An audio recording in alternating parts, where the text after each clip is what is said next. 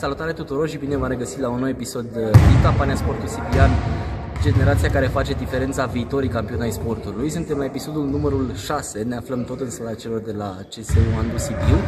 Să zicem că luăm o scurtă pauză de la interviurile cu antrenori, de data asta vorbim și cu un sportiv, cu un tânăr sportiv al acestui club. Este vorba de Sebastian Schipor. Salut, Sebi! Ne bucurăm să te avem alături. Sebastian este un jucător care a jucat finala anul acesta al turneului de Under 16, turneului național. Din păcate o finală pierdută, dar nu despre asta e vorba în momentul de față. Să luăm cu începutul. Sebi, cum e viața de sportiv la 16? Viața destul de dificilă, faci multe sacrificii, trebuie să renunți la unele chestii, trebuie să muncești foarte mult și să te focusezi cât mai tare pentru a ajunge la visele pe care ți le dorești. Uite, e un lucru foarte interesant pe care l-ai spus, pentru că mulți s-ar gândi că viața de sportiv e doar frumoasă, da? Mergi la meciuri, da, practici sportul pe care îl iubești, da? Nu știu, ai fani sau fane, da? Dar tu ai vorbit aici de sacrificii, de muncă, de focusare. Da. Hai să dăm celor care ne urmăresc un exemplu despre sacrificiile pe care le faci în viața de zi cu zi. De exemplu, nu poți să ai... Deci nu poți să ai un program cum îl vrei tu în fiecare zi. Trebuie să ai un program strict, masă strictă și nu poți să petreci atât de mult cu familia, cu prietenii sau... Mă gândesc că e vorba de antrenamente, de meciuri și automat trebuie să fie prioritare. Da. Apropo de familie și de prieteni, cum te înțeleg ei sau cât de des te înțeleg atunci când vorbim de turnee, când vorbim de antrenamente sau alte sacrificii de genul? Pot spune că atât și familia cât și prietenii sunt alături de mine de la început. De când m-am apucat de basket, părinții au fost alături de mine și m-au susținut. Au învățat și ei basketul, pentru că nu era un domeniu. Au învățat basketul odată cu mine și m-au susținut în orice decizie și prietenii mei le mulțumesc foarte mult că vin la meciuri, mă susțin și sunt alături de mine. Asta e fain și mă bucur să aud și chiar drăguț așa să aud că ai tăi practic au învățat basket împreună cu tine. Uite, noi și pe la emisiunile noastre și în articole și în discuțiile cu antrenorii voștri de aici, tot povesteam cât de bună sau de rea e presiunea asta pe care o pun unii părinți pentru copiii lor în a face performanță. Acum, la modul sincer, părinții tăi ce gen sunt? Sunt oameni care te-au trimis la basket și să zicem cu presiune că tu să ajungi un basketbalist bun, să zicem, de Liga Națională, sau se bucură că faci mișcare și lasă cumva totul la îndemâna ta? Nu pot să zic că pun presiune pe mine fix să ajung undeva, dar astea sunt chestiile pe care mi le-am propus singur să le îndeplinesc, dar mă ajută și... Dar mai vin uneori, să zicem așa, și să le spunem mici reproșuri după un meci sau mai mult sunt încurajările? Cum e? Încurajările. N-am simțit niciodată cum am simțit judecat de părinți sau... Mereu au fost alături de mine și m-au susținut. Asta e un lucru bun. Uite, hai să revenim la tine. Anul ăsta zic că împreună cu colegii tăi ați atins o performanță importantă, dar ați jucat finala campionatului național de Under 16. Hai să retrăim împreună ziua aia. Cum a fost pentru tine toată trăirea de dinainte de meci? Dar nu știu cum te-ai simțit în drum către sală, cum te-ai simțit în cantonamentul de la acel turneu, cum te-ai simțit înainte de fluierul de start și așa mai departe. Hai să o retrăim împreună. Pot spune că înainte de finală nu am avut foarte mari emoții. Eram sigur de ce putem demonstra și sigur de echipa noastră, dar din păcate n-a fost un rezultat foarte bun. Înainte să ajung la sală, nu pot să spun că aveam emoții. După, de la încălzire au început să vină ușor. Dar odată ce intri în teren, trebuie să uiți de emoții și să te concentrezi la maxim, să faci ce știi tu mai bine. Cum pică un astfel de turneu, unde întâlniți mai multe echipe, întâlniți sportivi de vârsta voastră din alte orașe, cu experiență mai mare sau mai mică, întâlniți diversi oameni, mulți suporteri. Cum pică o astfel de experiență pentru dezvoltarea ta? Te simți, nu știu, mai dezvoltat ca om după un astfel de turneu sau doar dezvoltat ca basketbalist? Și ca om. Îți dai seama că cunoști multe persoane noi și antrenori și alte mentalități.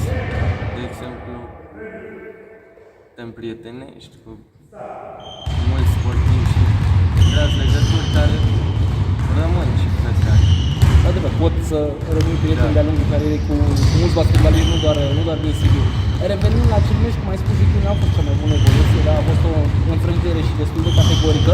Nu o să stăm acum să analizăm jocul, dar aș fi curios cum pică pentru un tânăr sportiv, da, care are încredere în echipa lui, care vrea să câștige, vrea să demonstreze, cum pică o astfel de înfrângere dureroasă și într-o finală.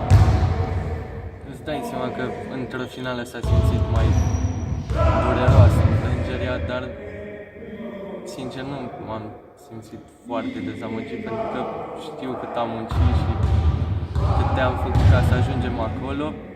Până la urmă asta ne-am și propus să jucăm finala, nu neapărat să câștigăm și pot spune că sunt mândru și de reușita asta, că am reușit să jucăm finala și sperăm că la anul putem să câștigăm.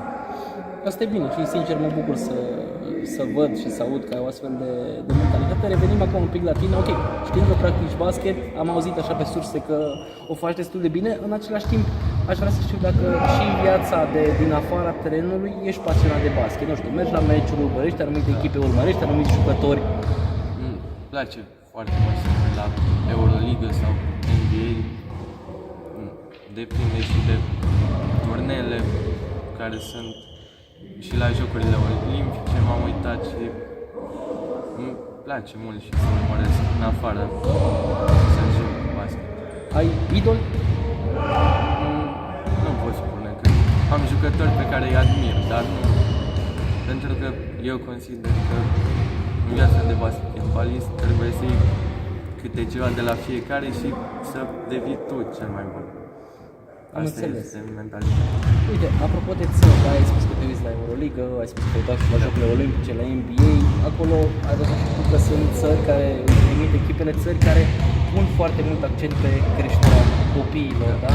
Sincer, uitându-te la copii care uneori sunt chiar aproape de vârsta ta, ți-ai fi dorit poate să te fi născut în țara aia astfel încât să ai posibilitatea să fii într-un basket mai serios și care pune accentul mai mult pe tineri?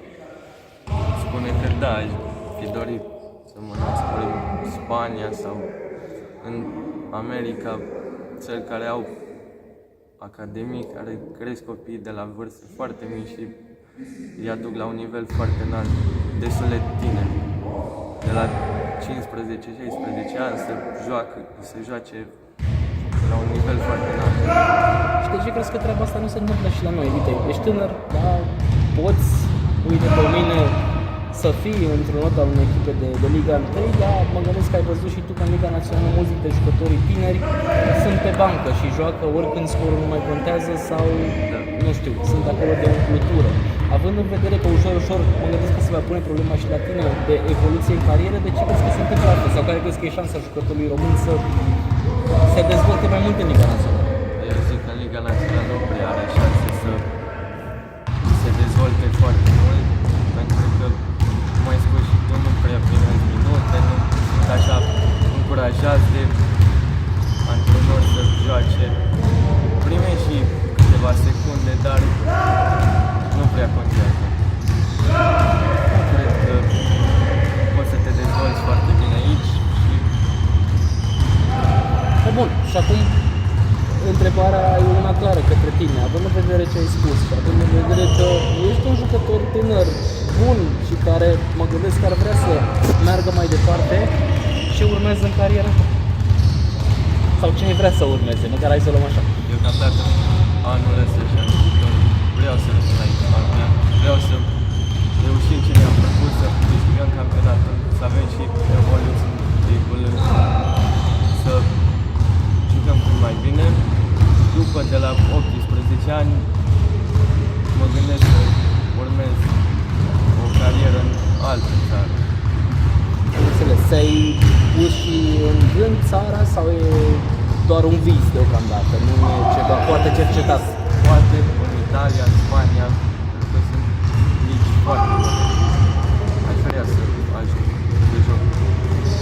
Am înțeles, Sebi, oriunde ai jucat, noi îți dorim baftă și ne bucurăm că te-am avut astăzi la interviu și sperăm să ne mai auzim și cu alte ocazii și din postură de basketbalist profesionist.